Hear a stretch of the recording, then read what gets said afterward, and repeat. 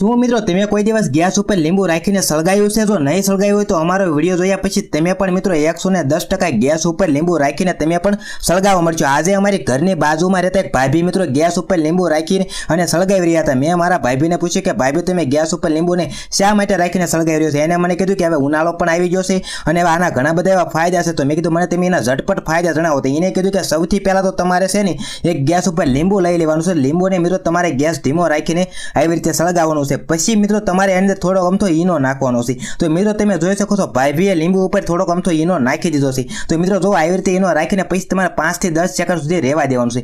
પછી મિત્રો તમારે ગેસ બંધ કરી દેવાની છે અને પછી મિત્રો તમારે લાબરું લઈ લેવાનું છે। લાબરાનો એક કટકો મિત્રો તમારે આ લીંબુ ઉપર મૂકી દેવાનો છે। પછી મિત્રો તમારે ફરીથી પાછો ગેસ શરૂ કરવાનો છે અને ગેસને કંઈક આવી રીતે સળગાવવાનો છે। સળગાયા પછી મિત્રો તમારે ઘડીક અમથો ગેસને ફૂલ રાખવાનો છે। પછી પણ મિત્રો તમારે ગેસ ધીમો કરી દેવાનો છે। પછી મિત્રો એમાં હળદર નાખવાની છે। મિત્રો તમે જોઈ શકો છો 1 ચમચી આપણે લીંબુ ઉપર એલોવેરા અને એની ઉપર મિત્રો તમારે 1 ચમચી હળદર નાખવાની છે।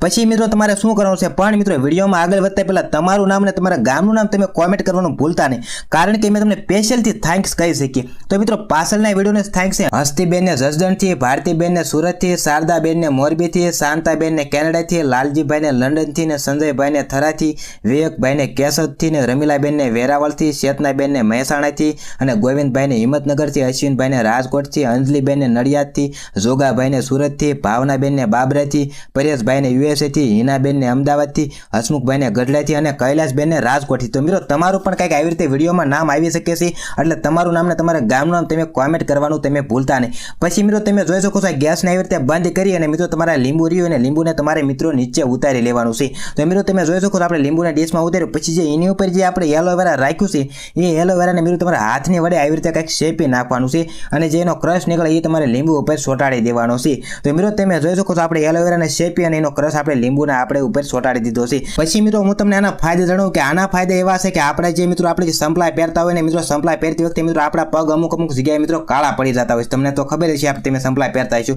તો કાળા પગ થઈ જતા હોય તો મિત્રો તમારે આવી રીતે મિત્રો લીંબુ વડે મિત્રો તમારે આ બધું મિક્સ કરી અને પોસાયથી મિત્રો તમારે 20 થી 25 સેકન્ડ સુધી મિત્રો મસાજ કરવાનું છે। તો મિત્રો તમે જોઈ શકો છો આ ભાઈ આવી રીતે એના મિત્રો છોકરાના પગ ઉપર મસાજ કરી રહ્યા છે, એમ તમારે પણ હળવા હાથથી મિત્રો તમારે મસાજ કરી લેવાનું છે। પણ મિત્રો જે નાના બાળકો હોય કે નાના છોકરા હોય એને મિત્રો તમારે લગાડવાની વસ્તુ નથી। મિત્રો આ જે મોટા ઉંમરના જે બાળકો હોય એને મિત્રો તમે લગાડી શકો છો કે 20 થી 25 વર્ષ સુધીના હોય એને, અને જે મોટી ઉંમરના હોય એને મિત્રો તમારે લગાડવાનું છે, નાના બાળકોને તમારે લગાડવાનું નથી। તો મિત્રો તમે જોઈ શકો તો આવી રીતે મિત્રો મસાજ કરી અને મિત્રો તમારે આને ધોઈ લેવાનું છે। ધોઈને આનું તમને રિઝલ્ટ પણ બતાડશું। જો તમને પગ સમકાતો લાગે તો તમારે ઘરે પણ ટ્રાય કરી શકો છો। તો મિત્રો પછી મિત્રો તમારે પગને ધોઈ લેવાનો છે અને તમે જોઈ શકો છો આવું આનું રિઝલ્ટ છે। તો વિડીયો પસંદ આવે તો લાઈક કરીને શેર કરવાનું તો તમે ભૂલતા નહીં।